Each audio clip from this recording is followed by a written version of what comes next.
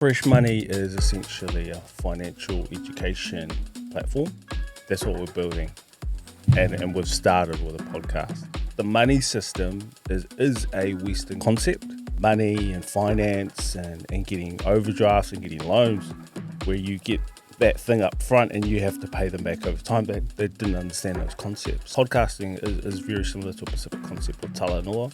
That's where we talk about everything, and that includes talking about nothing. It was uncomfortable, but at the same time, I was like, it kind of gave me hope.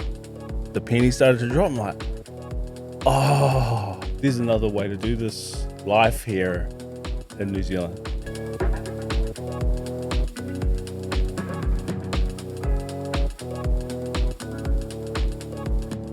So you're doing, you do mortgage. Yeah, so I run a mortgage company, self-employed mortgage company, and then obviously I'm doing Fresh Moni as well. Fresh Moni, the podcast, and then mortgage is in people coming to get mortgages from you, and you'll go and find it. Yeah. And as far as the podcast is, what is Fresh Moni? So Fresh Moni is essentially a financial education platform. Yeah. First and foremost, a podcast. So it's a platform, not just a podcast. Yeah. That's what we're building, and we've started with a podcast. Why? What's the who are you doing it for? Yeah, we're doing it for Pacific and Māori, kind of initially. Yeah. Because that's the community that I live in and work in and serve. And there's a lot of, we have the worst stats in terms of home ownership and worst statistics in terms of financial literacy and capability. Why are the stats so bad for Māori Pacific Islanders? Because obviously it's quite it's a deep topic, right? Yep. I think it's because the money system is a Western concept. My wife and I actually spent time and lived in Samoa for a year, and it wasn't until I went and lived there that I understood that in the past they didn't have money. It was bartering. It was when you needed food, you went to the plantation and grabbed it, or the sea, get fish, and that was their way of life. You didn't have to save anything up, because if you tried to store that type of food, it would go rotten. So there's behaviours in the islands that when you bring that here, that you live for the day and you live for the moment, you're not saving for a rainy day. Because in the islands, it was warm rain, and it only rained for periods of time. That saying didn't exist there. You didn't have to save for a rainy day. So when they came here, my parents anyway, and they were introduced to the system of money and finance and getting overdrafts and getting loans, where you get that thing up front and you have to pay them back over time. They didn't understand those concepts, so which is a lack of education. Yeah. So then when they came here from the islands, they had different mindset, different education, and they came into this system, which is totally different systems, and had to adapt and learn quickly. And if you don't learn quickly, you can't play the game here, and you get penalised by defaults, bad credit checks in the end if you don't pay your loans back, and so people would just take those out without the thought of, do I have to pay that back? Whereas in the fine print, it's clearly there, but the fine print comes later. That's so interesting that it's so ingrained that you're right there. The concept, the actual word saving. Yeah. The whole thing around that is completely and utterly non-existent on the islands. It's not a thing. Nah. In any form. Yep. Because savings was in the land, savings was in the ocean, so we looked after that. Right. But in terms of saving that produce that came from it, the actual food and stuff, you couldn't do that because they didn't have refrigeration. And refrigeration, even if you have it, it's expensive because you have to pay power for it. I was on a podcast and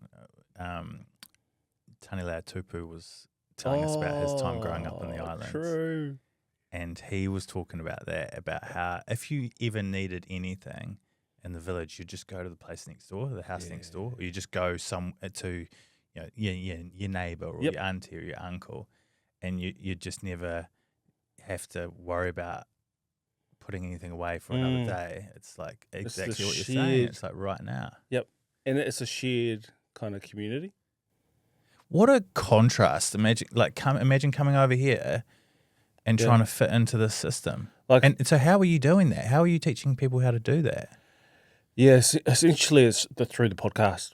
Podcast is the kind of first step. It's a very soft way of talking about around finance. It's not direct teaching in terms of like, hey, this is how you do. This is what an overdraft means. This is what an interest rate means. It is we're having conversations with different people from all walks of life. A lot of them have finance backgrounds. But we are just talking about it, and it's very much a Pacific concept. The podcasting is very similar to a Pacific concept of talanoa, is where we talk about everything, and that includes talking about nothing, just, chewing the fat.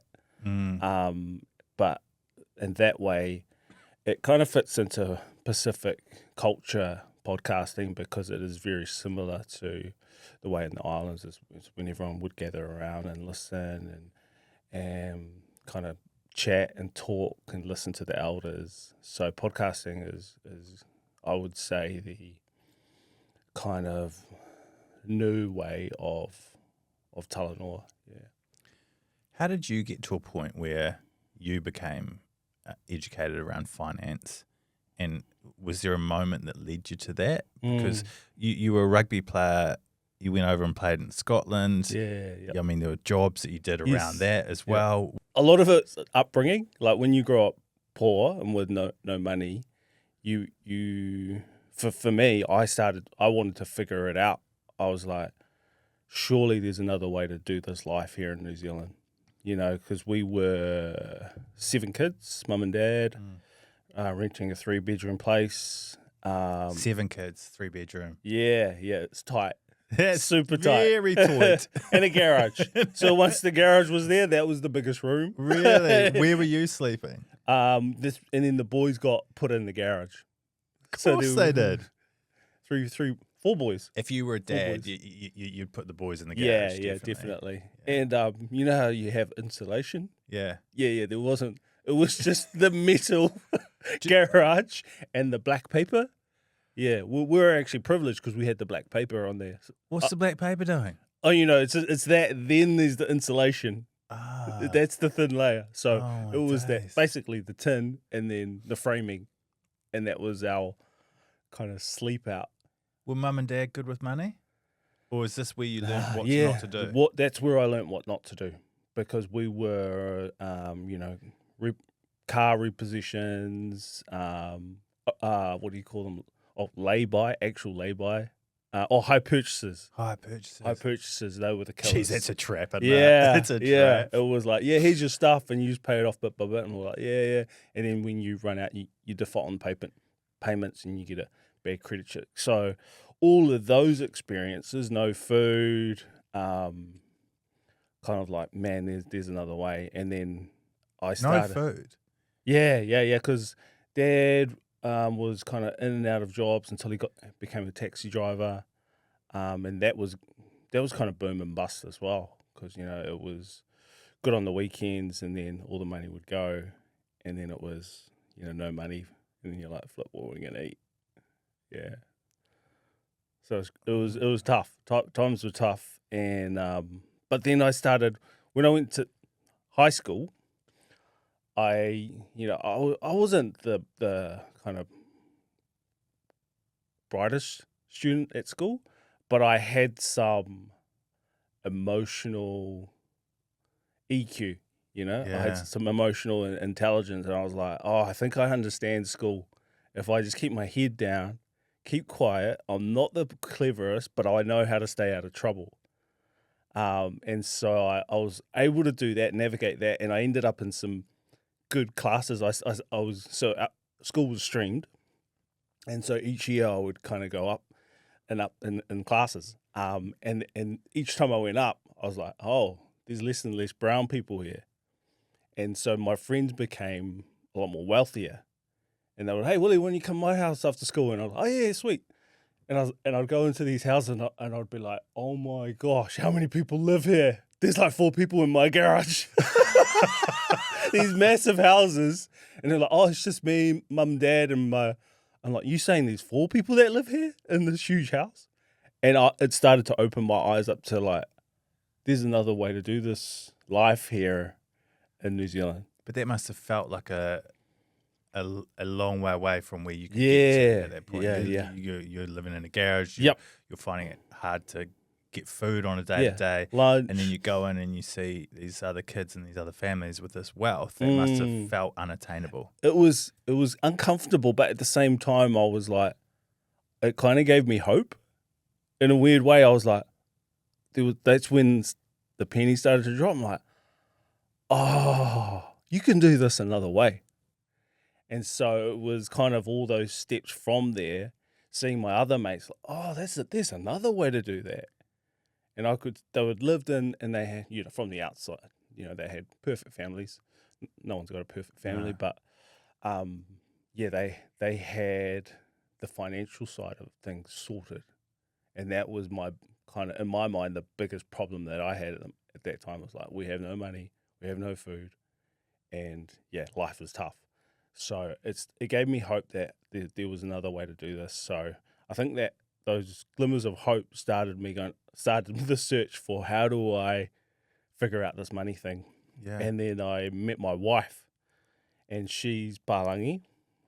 Pakia. Yeah, Natalie. What a legend. Yeah. Love Natalie. She's the best. She is the best. Yeah. So much time for her. What a human. And her family is obviously operated completely different to my family. Right. Different values or for money anyway. And they were just onto it with money. And that's where I got a lot of my financial education was from her, because no way. Yeah, their parents were extremely good at budgeting, and she didn't know that she was getting taught those things. But when we met, I was like, oh no, she just knew these things because they'd been passed on to her. That's quite an interesting thing. You just know these things. Yeah. Like, someone might be listening to this podcast and going, well, you might be a fucking idiot with your money.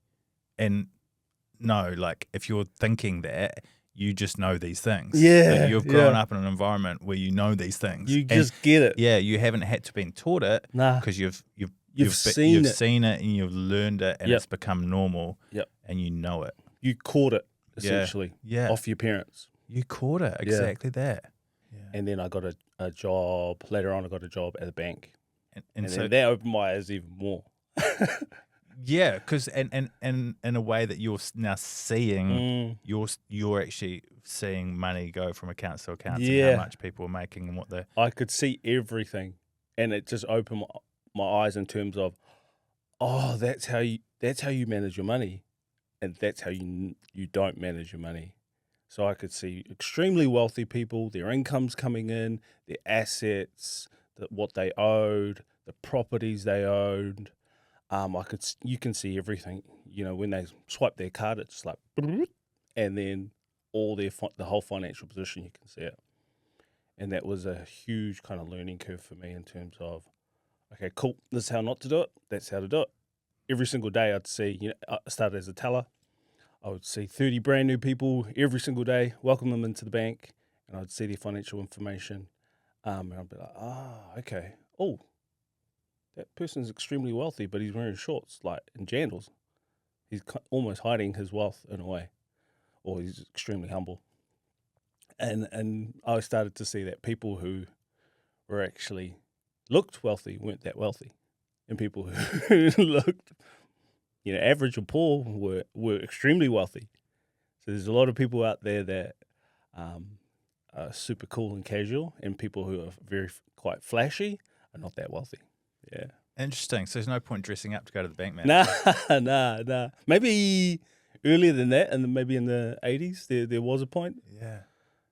90s, but not anymore. I messaged Natalie before your wife, you came on here, just to see if there's anything that maybe I should ask you. Oh, yeah. There's a couple of things. The first one was like, you had a moment where you realised that you didn't want to go labouring? I think you're in Scotland. Yep. So I was playing rugby in Scotland, and the club's rugby, so it's kind of like amateur kind of rugby. And the clubs that you play for, they help pay for stuff, and then they offer you a job by the main sponsor. And the main sponsor for this rugby club in Scotland was a fencing company, security fencing company. And pretty much you started at 6 a.m. and you finished at around 5 in the evening. So I was up at 5 getting ready for work, and it was freaking cold every day. And it was In Scotland. in Scotland, man, Aberdeen, so northern. Oh, mate. And you'll have, okay, so very It's cold. it's cold. It's So the if you're- coldest I've ever been. If you're in New Zealand, it would be maybe a Central Otago in the Yeah, winter kind of yes, situation. yeah. Like it's cold. It's and cold. It's snowing. Like there's ice everywhere, yeah. and you're outside, and you're digging holes. Digging holes for the fence posts. Yep. And in every hole there's like massive boulders in Scotland, so Yeah. the hole becomes gigantic, and some kind of parts you have to use a jackhammer to get into the soil because it's frozen over, and your hands are getting wasted. And I'm like, that was the moment when I was like, I need an office job.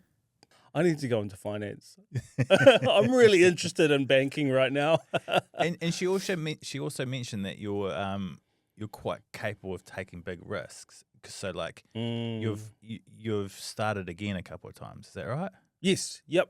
So we've moved a lot of places. Based on our faith.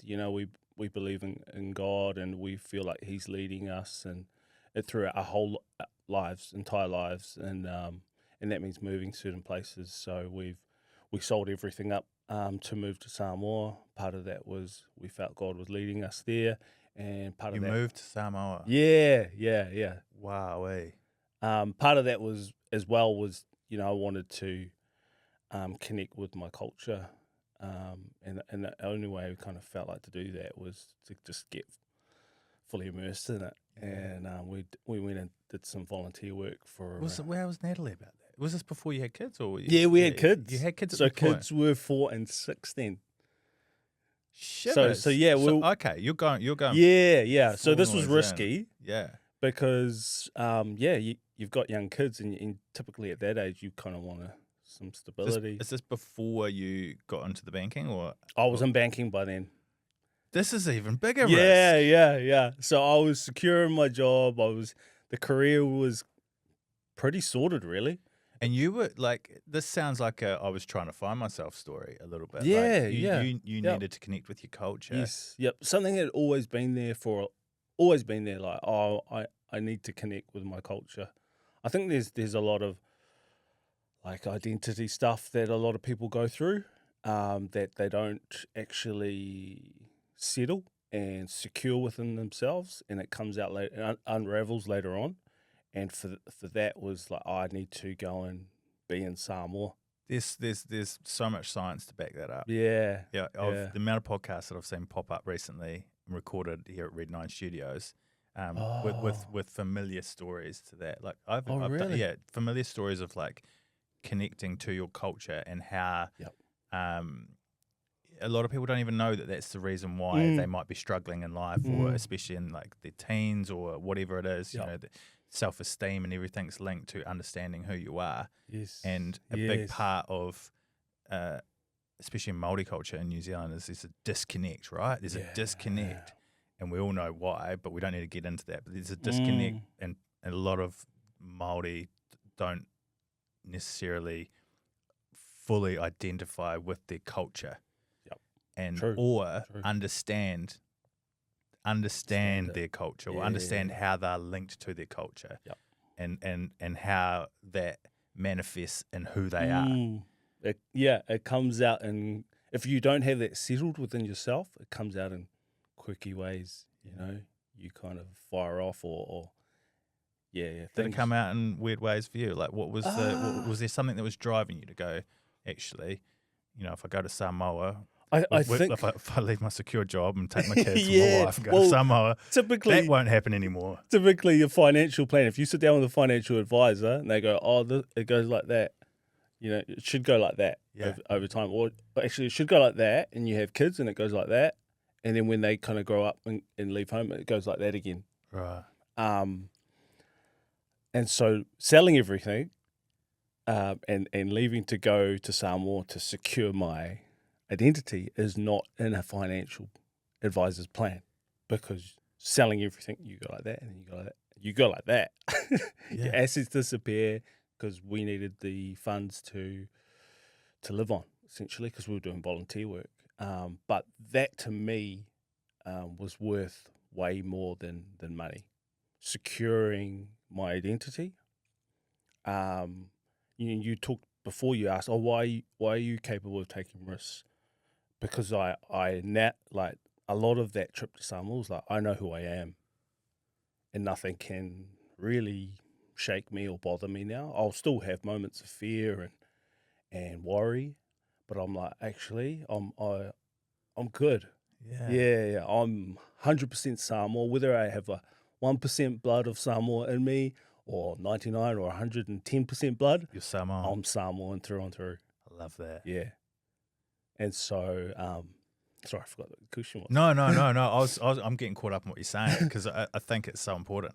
So important. Like, if I look at my daughter who's Māori, I don't count the percentages. No, at all. And she's 100% both. Yeah. Both parts of her culture are valid. Yeah. How and this is completely off topic, but well, it's actually on topic what we're talking about, but it's trying to find out a way for me to help her connect when she grows up.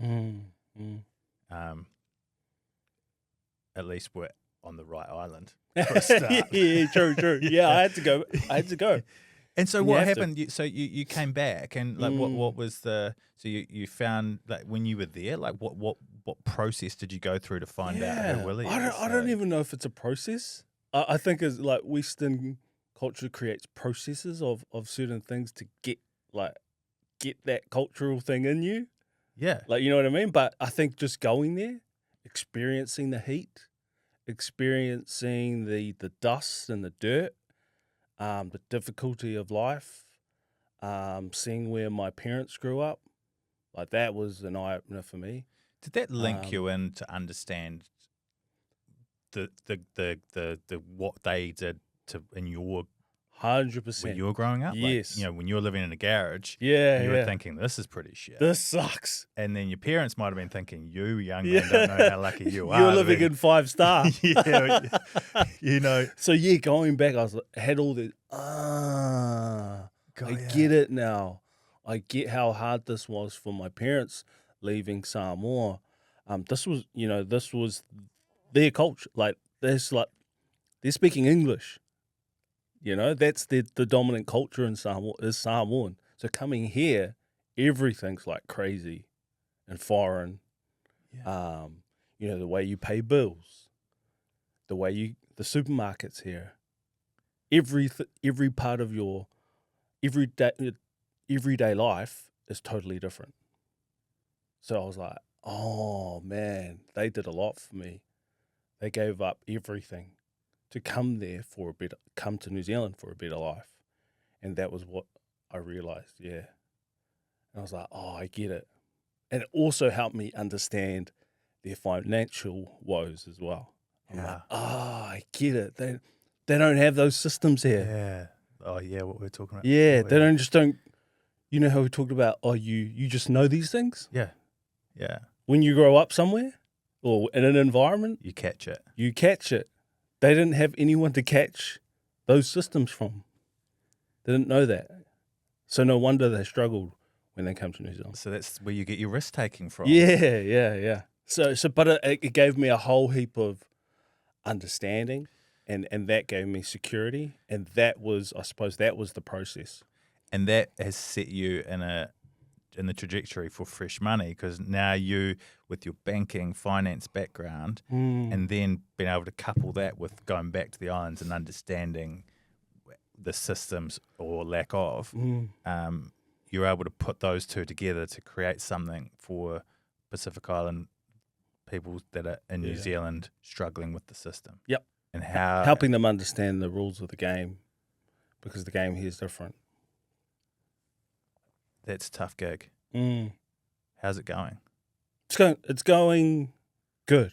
Yeah, the engagement has been great, and podcasts, you have to self-fund for as long as you can, and we're grateful to Booster Foundation, who've come along and sponsored us for the next 2 years, which is amazing. Yeah. Oh, congratulations, Yeah. mate. I know how Thank tough you. it is out there for Yeah, podcasters to get funding. Yeah.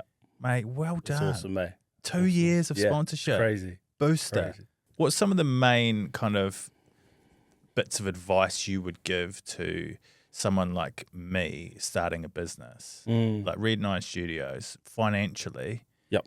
I know you're a mortgage advisor, yes. But I've worked in commercial banking as well, so I know a bit about business. Typically, obviously, before you begin a business, I would say have, as much money in the bank as possible, like to cover your expenses, your day-to-day expenses, and understand what your expenses are, like for your food, your rent or your mortgage, your power, all your bills, all your expenses that are going out. Understand that for a month.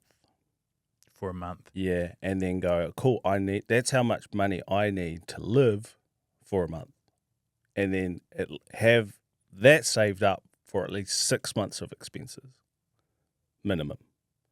Because that will get you through, if you're starting a business, 6 months of getting no revenue, and you have less pressure to pay the bills. What about if someone trying to get a mortgage? Like, what advice would you give them? Yeah, I think get advice. Get advice from a mortgage advisor, of course. I know one, a really good one. Who is that? Where is he? Yeah, Willie Leota. Yeah. Ethos Mortgages is our company. Ethos Mortgages. Yeah, yep. ethosmortgages.co.nz is where you can get all our deets. Okay. Advice is a big thing, because I spoke to. Actually, there was a couple who reached out via one of our socials, and they go, "Oh, hey, I heard you're a mortgage advisor. Can you help us?"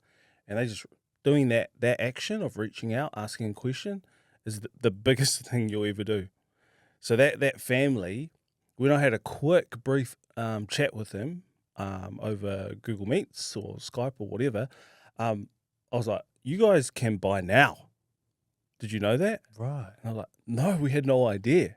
They had the right deposit, strong incomes, and they were living with another family.